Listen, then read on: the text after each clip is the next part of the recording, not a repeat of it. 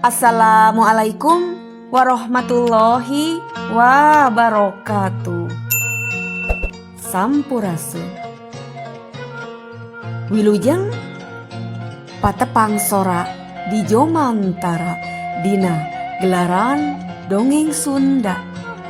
Danget ieu simkuring seja midangkeun salah sawios carpon seratan simkuring anu kantos dimuat dina koran Tribun Jabar sababaraha taun kapengker.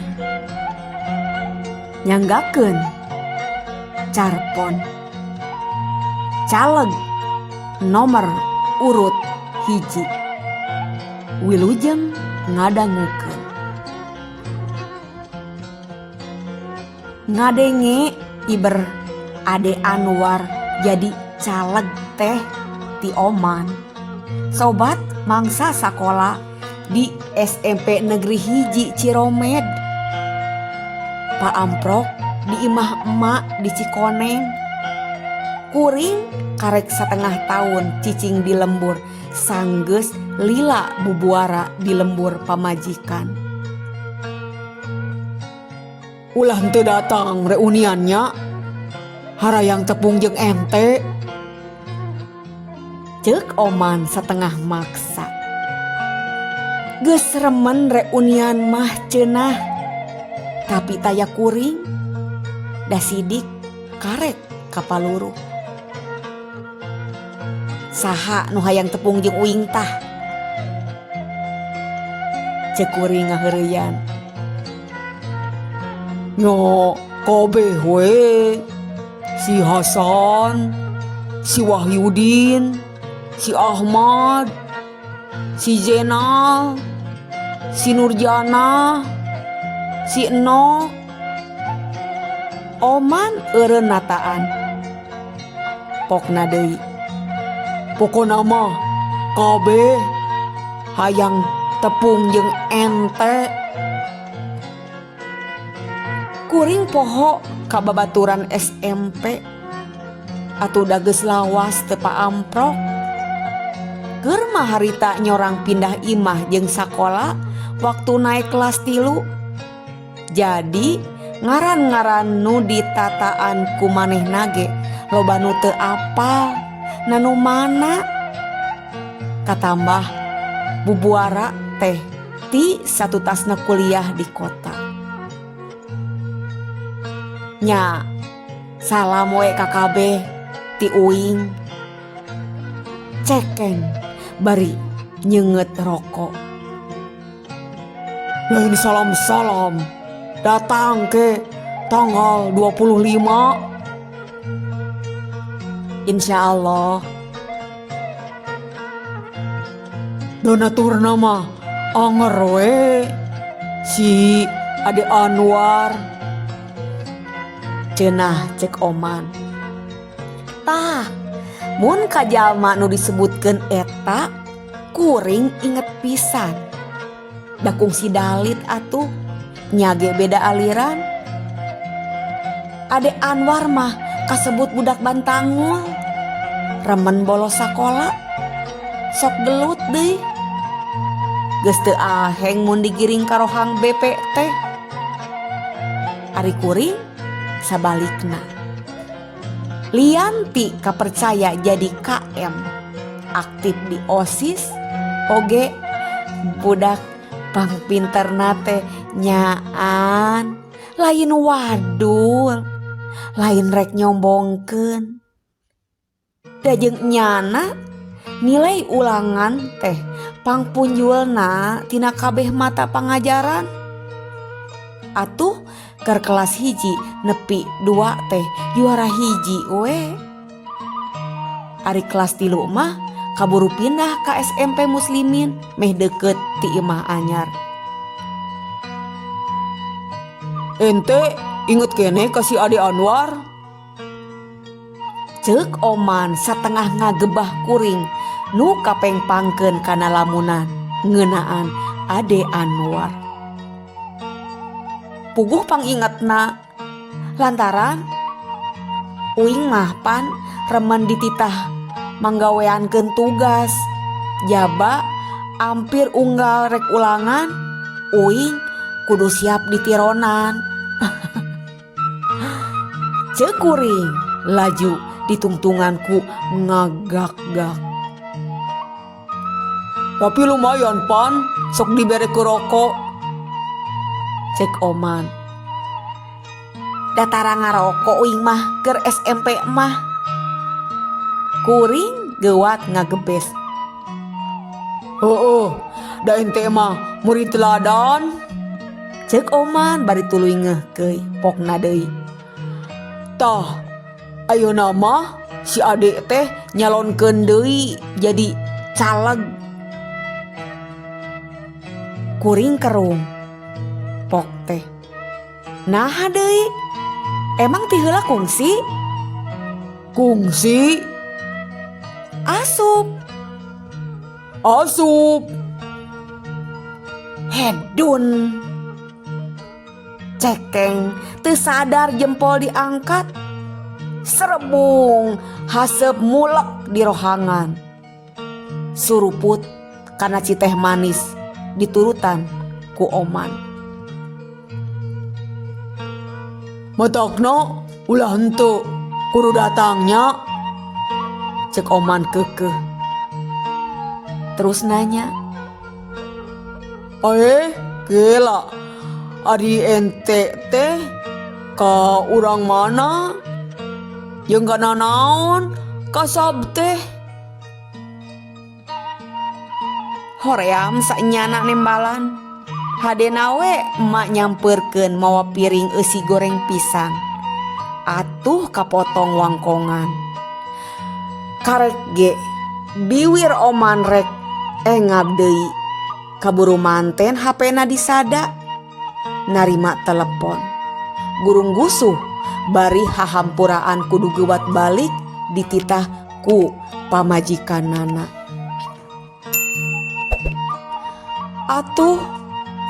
Atoh ge manehna mulang teh tetulus kuring ngalalakon. Saleosna manehna kuring ngalengkah ka patengahan imah. Nyampak Adit jeung Pikri keur lalajo TV bari ngopi kadaharan jeunan ninina. Kuring mulas imut. Dua budak lalaki lain ukur jadi kareueus, tapi kabungah tur panglipur kalbu. Suku ngalengkah deui ka hareup, laju diuk dina kursi. Cekes deui nyeungeut rokok. Dikenyot. Serebung haseupna ngelun. Teu dibere hayang datang ka lawungan reuni batur SMP. Katambah deui kuring nuluykeun di SMP sejen. Lulus namah di dinya. Erek mah jeung babaturan saijazah we. Lain hartina embung silaturahmi. Lain teu sono deui. Tapi era ras kadiri nu teu boga kareueus. Tadi Oman ngalalakon sobat-sobat sakelas nu ayeuna kasambung deui silaturahmi. Rijal jadi pengacara, Hasan boga jongko grosir, Elis geus lila jadi PNS, kitu deui Komala jeung Lilis. Atuh awewe nu teu dikersakeun boga kasab, salakina ge aya reuskeuneun, nu tentara, nu polisi, nu pengusaha, paling copel boga jongko. Oman teu boga kalungguhan, purah jadi penjaga sakola jeung muka kantin di SMA. Tapi kahirupanana aya menyatna. Motorna ge tadi katembongna kaluaran anyar, jeung pangpangna pede teu kawas kuring. Lain kuring teu naarima kanyataan. Dan nasib jalma mah beda-beda. Tapi kuring harita murid nu dipikareueus ku guru-guru. Babaturan pada hayang dalit. Sabab kuring murid pangpinterna, kitu nurutkeun maranehna. Kuring ge ngasaan jadi mahasiswa nepi ka di wisuda bari nilai kumlot. Tapi nasib kuring beda jeung maranehna, jeung sobat-sobat mangsa SMP. Mun seug kuring datang asa teu boga kepercayaan diri, naha meureun kuliahan teh teu jadi nanaon. Ukur jadi tukang dagang nu modalna teu pira. Nya salila dumuk di lembur dina setengah tahun ieu teh kuring ukur bisa nyeunan sate peujit nu dipihapekeun ka kantin-kantin sakola. Modalna teu leuwih ti 100.000 da ukur 4 kilo. Ari batina mah lumayan, sok bisa nabung mihape dina tabungan budak nu SD. Ari nu SMP mah adit di sakolana teu diayakeun tabungan. Yang geus salat asar, emak ngurunyung nyampeurkeun. Lamunan kuring kagebah. Ngareureua si emak mah. Nya atos atuh mak, tembal kuring. Boga kolot nu tinggal sabelah. Emak geus kolot, kanyaah ka kuring teu robah. Malah asa kaleleuwihi dibanding jeung kalancek-lancek. Alah manan ka budak, bisi kuring can manggih sangu, bisi kuring can kacai jeung sajabana. Ku kitu nama saha deui atuh nu baris nyaah ka kuring salianti anak iwal emak. Hidup teh ngalamunan naonnya? Tanya emak bari kerung. Gek diuk kikireun. Kuring ngadedetkeun puntung rokok kana asbak mareuman. Henteu mak, tembal kuring sirah gideg. Ulah mikiran wae si Rika, anggap wae geus paeh, ceuk emak tatagnaker. Kuring ngarenghap panjang. Bari nage saha nu mikiran Rika, nu dipikiranana ge teuing di mana jeung teuing keur kumaha. Ceuk emak anggap geus maot Rika mah. Tapi kuring yakin Rika aya keneh ku melendeng di alam dunia. Piraku ari maot matang tu aya kumeter jeung pirasat ka barudak, ka Adit jeung ka Pikri. Bongan emak nyabit Rika, jadina tengah peuting kuring nyaring da kaimpikeun Rika, ngimpi Rika. Salila ieu kuring satekah polah mopohokeun, barudak ge geus taya nu nanyakeun. Kumalangkang deui harita waktu Rika minta duit keur meuli pakaian olahraga jeung batik Pikri. Gedena 100.000, di bahanan 200.000, darek langsung balanja ka pasar. Tapi nepi barudak budalan ti sakola, Rika teu mulang. Malah Pikri ngeceskeun taya indungna datang ka sakola.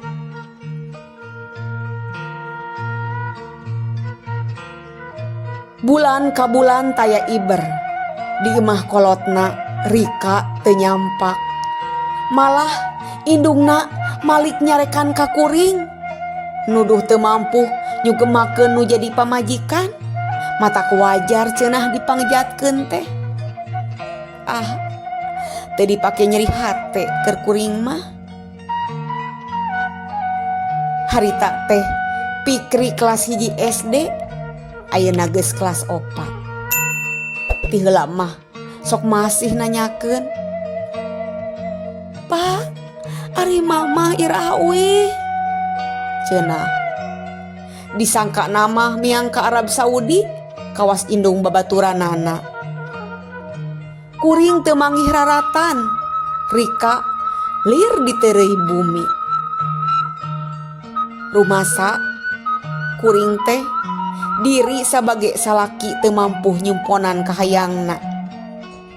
Ari keur eusi beuteung mah rarasaan dicumponan, henteu soteh keur meuli pakean nu aralus jeung perhiasan emas oge parabot imah. Komo Rika kasebut panasan, teu paya nempo tatangga aya kamajuan, sok gampil sirik. Kahayang nama menangkeun kuring teh hirup lubak libuk. Piraku cenah hasil kuliah 5 tahun teu jadi nanaon. Saha atuh nu teu hayang nyenangkeun anak pamajikan? Tapi kemampuan kuring semet sakitu. Ikhtiar mah ikhtiar. Dina 2 tahun ka tukang mah hirup karasa seuseut. Lembur pamajikan jadi karasa lembur deungeun-deungeun. Karasa teu endah deui, pangpangna saprek dipangejatkeun ku Rika. Can dulur-dulurna ngajejeleh ka teu mampuan kuring maluruh Rika. Kuring antukna mulang ka lembur. Remen emak ngahatean kuring boga pamajikan deui. Meh aya nu mikanyaah kuring jeung barudak pajar teh. Tapi hate kuring lir nutup. Boroning awewe sejen bisa mikanyaah budak. Dalah awewe nu geus ngaborojolkeun nana ge teu nyaaheun, matak ninggalkeun ge. Emak teu bisa majar kumaha. Kahirupan kuring pikarunyangeun keur nu nyaho mah. Tapi keheulaanan kudu ngadagang-dagangkeun katunggaraan, kasangsaraan, kamalaratan. Mulang ka lembur nyasat hayang niiskeun pikir, hayang tingtrim. Teu boga kalungguhan ge paduli teuing. Nu penting boga kasab halal, bisa ngawaragadan 2 budak. Sugan jaga barudak nu ngahontal cita-cita kuring nu teu bisa kahontal. Teu karasa 2 kecelak si mata murag. Kuring leweh padahal kuring lalaki. Asa ku epes-epes meer teuing diri teh. Geuwat cimata disusut. Hirup lain ukur dicengcerikan, tapi kudu dilawan ku cara ngarobah. Dalah kuring jalma nu teu diajen ku batur, saukur tukang nyieunnan sate peujit. Keun bae da sugan di akhirat jaga ditalek naon kasab di dunya. Moal meureun. Cek oman jadi berang tadi berang teh. Sugan teh cenah kuring geus jadi caleg lila tetepung teh. Kuring tiba ngahehe bari hate mah perih. Ping 25 kuring geus saged make pakaian pang alusna dina lomari meunang ngistrika emak poe Minggu. Tapi barudak mah teu harayangeun milu. Tadina mah moal datang ka acara reunian kelas SMP Negeri 1 Ciromed teh.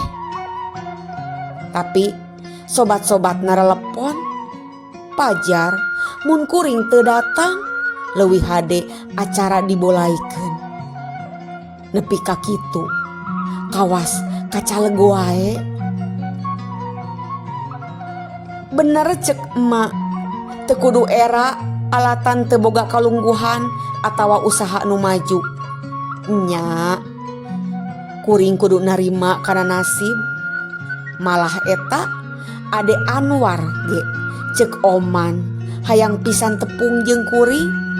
Pajar cocok mun kuring jadi juru kampanye partai nu ngaleng manehna dina pil. Kuring tiba ngeuh keuy.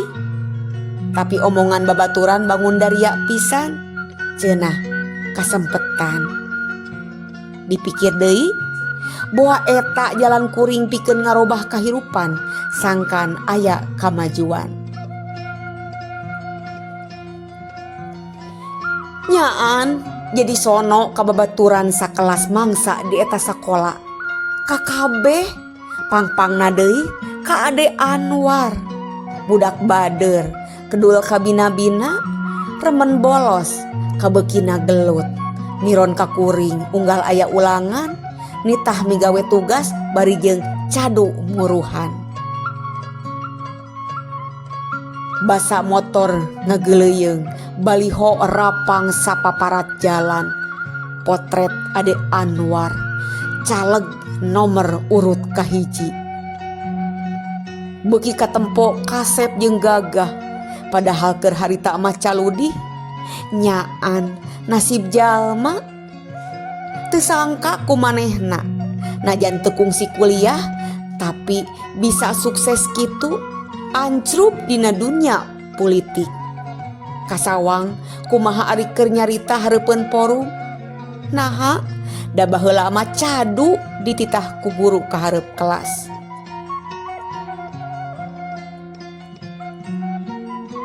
Teuwasa hayang gerak jonghok nepi ka tempat lawungan. Teu sirikna silih gabrug jeung sobat teu awewe teu lalaki. Bari saenyana era kuring datang nyorangan, bari status teu puguh.